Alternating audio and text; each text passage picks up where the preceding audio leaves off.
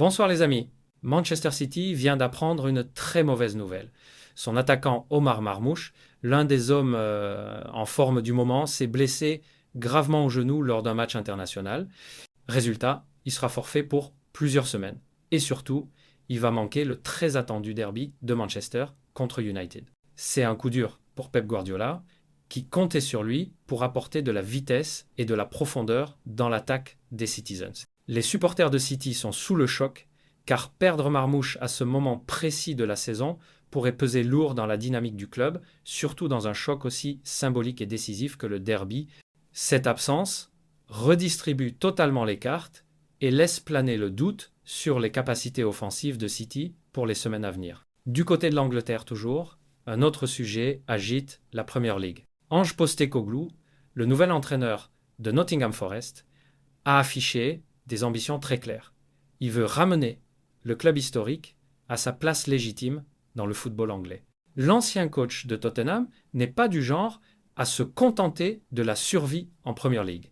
Il veut transformer Forest en une équipe compétitive capable de retrouver son aura d'antan. Pour rappel, Nottingham est un club mythique qui a remporté 2 Coupes d'Europe dans les années 80, mais qui vit depuis longtemps dans l'ombre. Postecoglou insiste, il ne veut pas seulement stabiliser le club, il veut l'installer durablement dans le haut de tableau. Les fans de Forest retrouvent de l'espoir avec ce discours fort, même si beaucoup attendent désormais des actes concrets sur le terrain pour donner du crédit à cette ambition. Et maintenant, direction Barcelone, avec une déclaration qui fait beaucoup de bruit.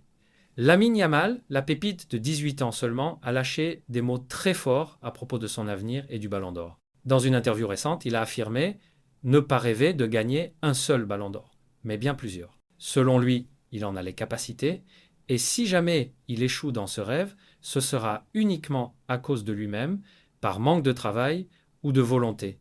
Cette sortie audacieuse enflamme les débats. Certains saluent son ambition hors norme, digne des plus grands, tandis que d'autres estiment qu'il devrait rester plus humble à son âge. Mais une chose est sûre, Yamal ne se cache pas, et il veut marquer l'histoire.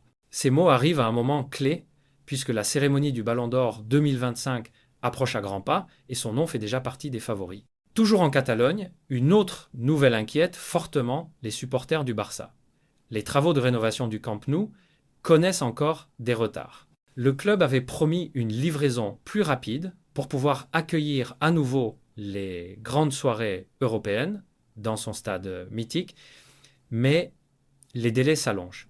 Résultat, le Barça est contraint de disputer ses matchs dans des stades plus petits, comme les stades Johan Cruyff, ce qui diminue considérablement la capacité d'accueil des supporters et impacte les recettes.